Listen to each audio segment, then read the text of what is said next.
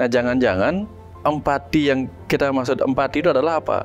Ketika dia baik sama orang lain, lalu dia mendapat, oh kamu jadi baik loh, dan dia nyaman disebut orang baik. Iya. Itu adalah reaksi ego. Ego untuk apa? Takut dibilang jahat. Betul.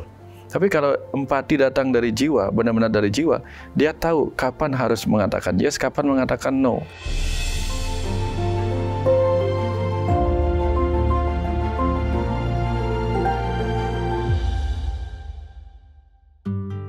Kembali lagi di Dialog Positif Plus, masih bersama Bapak Wayan Mustika. Pak Wayan, kita akan masuk ke salah satu topik yang juga sering dipertanyakan sama audiens, Pak Wayan. Berbicara tentang empati. Oh ya.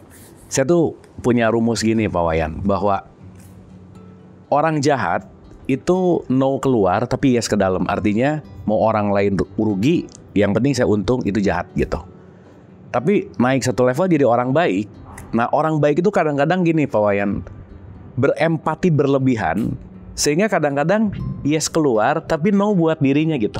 Itu yang kita sering sebut people pleaser, sulit mengatakan tidak, bahkan iya semuanya, padahal perasaannya tuh nggak oke gitu, Pak Wayan. Nah, artinya sangat berbahaya ketika kita memiliki empati yang berlebihan. Gimana caranya untuk menyadari hal ini, Pak Wayan? Jangan-jangan itu bukan empati, Kang Abu ya? Jangan-jangan bukan empati. Karena gini, Kang Abu. Kalau kita bersifat antipati, makanya itu adalah reaksi ego. Reaksi ego kita yang nggak cocok sama orang lain, atau nggak cocok dengan diri kita, muncul reaksi ego yang berupa antipati. Kalau kita selaras dengan apa yang dipikirkan orang lain, maka muncul rasa simpati dari pikiran, simpati. Kalau antipati dari ego, simpati dari pikiran, dan empati dari jiwa. Jadi kalau orang memiliki kesadaran jiwa sehingga muncul empati, dia pasti tahu batasan. Harusnya tahu batasan. Nah, jangan-jangan empati yang kita maksud empati itu adalah apa? Ketika dia baik sama orang lain, lalu dia mendapat, oh kamu jadi baik loh, dan dia nyaman disebut orang baik. Iya. Itu adalah reaksi ego. Ego untuk apa? Takut dibilang jahat. Betul. Itu reaksi ego yang tidak mau menghindar atau flight dari penilaian buruk orang lain. Oh, kamu orang baik, kamu benar-benar orang yang soleh, kamu orang yang pemurah, bla bla bla gitu. Akhirnya apa? Dia jadi takut. Dia nyaman dengan sebutan baik itu. Sehingga karena nyaman dengan sebutan baik, dia nggak berani menyebut kata no. Karena no itu membuat dia menjadi orang yang, kamu kok gitu sih, pelit amat gitu misalnya. Akhirnya dia berkembang menjadi sinterklas sindrom. Sinterklas sindrom ingin membahagiakan semua orang walaupun dirinya berat-berat banget mengalami itu. Nah gitu. Tapi kalau empati datang dari jiwa, benar-benar dari jiwa, dia tahu kapan harus mengatakan yes, kapan mengatakan no. Oke. Itu jiwa, karena jiwa kan ada kesadaran di situ. Betul. Jiwa tahu masa lalu, masa kini, masa depan. Dia melampaui apa simpati pikiran. Kalau simpati pikiran kan itu tergantung pada kalau level kita sefrekuensi, kayaknya cocok deh dengan pemikiranmu. Oke. Tapi kapan level kita mungkin lebih tinggi, aku nggak cocok dengan pemikiranmu.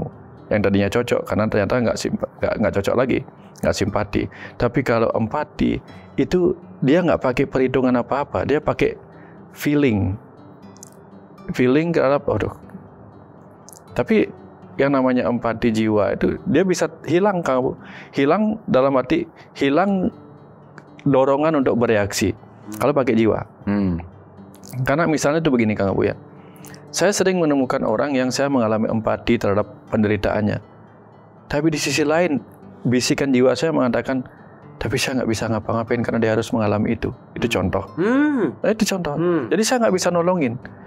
Sekalipun dia, ini ada yang datang kepada saya mengaku, aduh Pak, saya lagi terpuruk nih, kondisi ekonomi saya lagi bangkrut, saya terjerat utang ini, utang itu. Bisa nggak pinjamkan saya uang? Saya empati dengan penderitaan dia. Tapi masa saya berikan dia uang untuk menebus pelajaran yang dia gagal? Karena dia main utang sana, utang sini untuk judi misalnya. Kan di situ kita harus mengatakan tidak. Tapi ada orang yang tidak pinjam apa-apa, hanya mengatakan mohon doa Pak, saya lagi sakit. Itu aja kita tiba-tiba sing gitu, udah kasih aja. Nggak minta kita kasih, batasannya tertentu gitu. Ada kalau kita nggak kasih uang, mungkin kita akan bantu dengan memberikan jalan keluar yang lain gitu misalnya gitu. Membantu dia mencarikan dokternya, kita kontakkan dokternya, kita kontakkan prosedurnya supaya cepat. Itu bisa kita lakukan walaupun bukan dalam bentuk uang. Nah, jadi ada saat kita harus tahu kapan empati itu sebenarnya bukan empati. Itu sebenarnya ego kita yang tidak ingin disebut buruk sehingga kita takut. Biasanya saya disebut, aduh makasih ya kamu baik. Kita terjebak pada pujian itu, melekat kepada pujian seseorang sehingga suatu ketika nggak berani mengatakan tidak hanya agar tetap dibilang baik sama orang itu. Iya. Nah, minta apapun dikasih. Nah, ini berbahaya nih. Ya, itu ego yang nyamar ya Pak Wayan. Ego yang nyamar, sangat tipis kan. Seakan-akan berempati, seakan-akan. padahal dia memang pengen dipuji misalnya. Ya. Menarik sih Pak Wayan. Apalagi begini, oh kalau aku berbuat baik pada dia kan aku dapat pahala. Udah deh. Benar. Ya, jadi itu juga berbahaya. Ya, jadi seperti yang diceritakan tadi itu, jangan-jangan kita ngambil pahalanya orang. Contoh, Pak, saya kekurangan uang, bisa bantu saya Pak, gitu. Terus kita kasih dia uang. Habis itu bisa kasih saya uang, saya ingin lepas dari masalah saya. Saya cuma butuh uang 30.000 aja. Wah, uang 30.000 bagi seorang miliarder gitu misalnya, kan apa sih artinya? Oh, dengan cepat dikasih uangnya 30.000 ini biar kamu cepat keluar dari masalahmu. Iya Pak, saya ingin cepat keluar dari masalah saya. Terima kasih banyak ya Pak. Ya, hari ini saya keluar dari masalah saya. Besoknya dia benar-benar keluar dari masalah hidup, seluruh masalah hidupnya. Karena dia ditemukan meninggal dunia dengan racun tikus yang dia minum dengan uang 30.000. Kan itu pahala apa dosa itu? Oh iya ya, benar juga ya Pak Wayan. Ya, ada lagi yang lebih murah. Pak, saya minta uang 1.000 rupiah aja, saya bisa keluar dari jeratan hutang saya ini. Jangan-jangan dia masang togel nih. Nggak apa-apa juga sih, dosanya nggak terlalu banyak pasang togel. Siapa tahu dengan uang 1.000 yang kita kasih, dia lepas dari jeratan hutang ini. Akhirnya dia beli, dia kasih uang 1.000 dengan rasa bangga karena dia berterima kasih. Saya dengan uang pemberian Bapak, pahala Bapak itu luar biasa. Saya pasti bebas dari jeratan hutang ini selamanya begitu. Ternyata dia bebas dari jeratan hutang karena terjebak pada jeratan tali di lehernya. Gitu. 1.000 rupiah beri tali rapiak. Nah, artinya apa? Apa yang kita lakukan itu tanpa empati, tetapi belum tentu itu. Jadi ngasih itu gimana ya? Menarik sih Pak Wayan. Maksudnya gini, tadi Pak Wayan ada kata yang ngebuat saya jadi awake, bangun gitu ya, bahwa boleh jadi ketika seseorang mendapatkan kesulitan itu adalah jalan dia untuk tumbuh kan. Persis. Sehingga ketika dia seakan-akan menyerah terhadap kesusahan itu dan kita nolong, jadi kita nggak ngebantu dia tumbuh gitu. Kang Abu, Tuhan itu Maha Pengasih, Maha Penyayang, Maha Menolong, betul nggak? Betul. Pernah nggak dia nolong orang gantung diri? Nggak pernah. Dibiarin. Tapi apa? Ditolong, dikasih kehidupan baru, untuk dilatih, untuk apa? Second chance. Nanti kamu perbaiki aja di kehidupan berikutnya. Dia nggak nolongnya ketika dia gantung diri, nggak. Ya. Tapi setelah dia gantung diri, gitu misalnya, dikirimnya penolong yang lain untuk melepaskan dia dari situ, menurunkan dia, untuk menguburkan dia. Tapi tidak menolong kejadian itu. Tapi ditolong dengan diberikan kesabaran baru. Nanti kamu alami sendiri ya kehidupan berikutnya gitu. Di alam neraka ini, manusia ini yang penuh berat dan stresor ini gitu. Nah, artinya apa? Apa Tuhan kekurangan empati? Tetapi kan dengan kecerdasan dia tahu mana empati yang bermanfaat, mana empati yang harusnya dibiarkan menjadi kesempatan buat dia bertumbuh. Ya kan kalau kita adalah anak-anak semesta, percikan-percikan benih-benih semesta yang sedang bertumbuh, kan nggak selalu kita diberi kemudahan. Betul. Kemudahan itu akan menyulitkan. Betul. Tapi suatu ketika kesulitan itu akan memudahkan. Betul. Itulah di satu sisi ada statement gini Pak, jangan pernah meminta untuk dimudahkan, tapi memintalah untuk terus diberikan kekuatan Pak. Betul. Ya. Wah itu menarik sih. Ya. Tapi kan kebanyakan kita minta kemudahan gitu. Iya.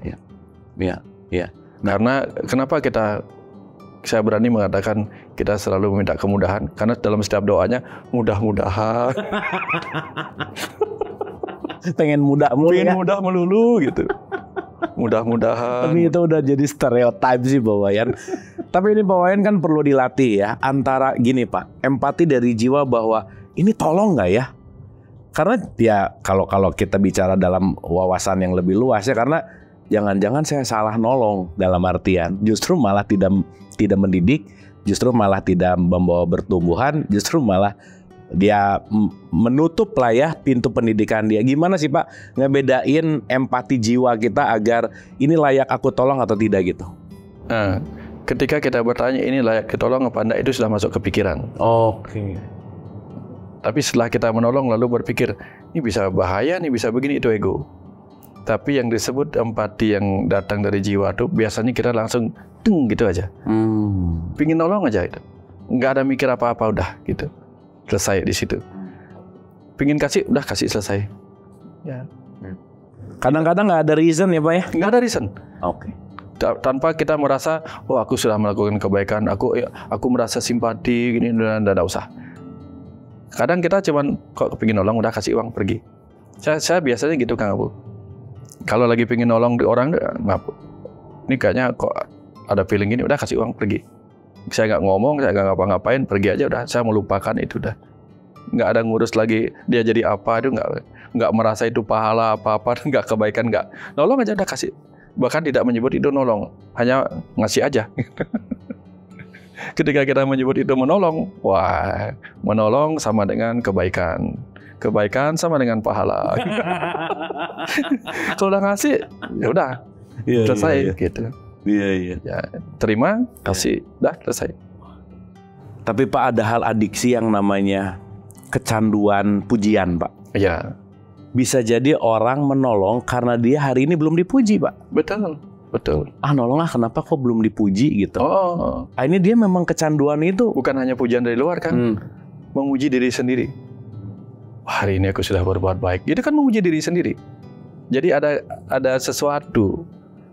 Aku orang baik loh gitu. Mungkin lingkungan masa kecilnya menyebut dia, kamu orang jahat, kamu nggak pernah baik. Sehingga dia, aku ingin buktikan bahwa aku orang baik. Maka dia menolong demi memuji dirinya sendiri sebagai orang baik. Itu lebih parah lagi kalau dia rindu pada pujian dirinya. Ya, dia nggak peduli lagi ada orang lain muji apa enggak, yang penting diriku memuji diriku. Ini berbahaya lagi. Oke. Ya, halus banget. Itu bagian yang paling halus nih. Itu halus banget. Jadi kalau saya simpulkan Pak, tadi di bawah itu jahat, naik satu level baik. Saya selalu bilang berhentilah jadi orang baik, jadilah orang sadar Pak. Karena di sini puncak di mana si jiwa itu terjadi, bahwa bukan masalah baik sih, baik dan benar gitu Pak Wayan. Karena ketika kita memberi orang lain, di situ ada jiwa. Karena jiwa satu dengan jiwa yang lain itu manunggal gitu. Dia tidak memberi siapa-siapa, dia tidak baik sama siapa-siapa. Dia hanya melakukan itu hanya karena dia harus melakukan itu gitu. Ingin melakukan itu, selesai gitu. Ya, kira-kira ini hujan baik apa buruk? Enggak, dia hanya turun aja udah. Enggak peduli orang menyebutnya baik apa buruk, enggak peduli dia. Cahaya matahari itu baik apa buruk? Enggak peduli juga dia. Yang udah, saatnya aku bersinar ya aku bersinar. Saatnya aku turun ya aku turun gitu. Bukan karena empati, bukan karena apa-apa gitu. Hujan, terima kasih, baik ya. Oke, kalau begitu aku teruskan hujannya sampai banjir gitu. Enggak juga kan gitu. Enggak minta juga nurunin hujan kan, enggak benar juga. Oke. Jadi kembali kepada kesadarannya Pak Wayan. Kesadaran. Baik. Jadi semoga kita bisa lebih wise dalam menyikapi, entah itu mau berempati, mau menolong, yang semuanya datang dari panggilan jiwa yang murni gitulah kira-kira. Terima kasih Pak Wayan. Sama-sama. Terima kasih.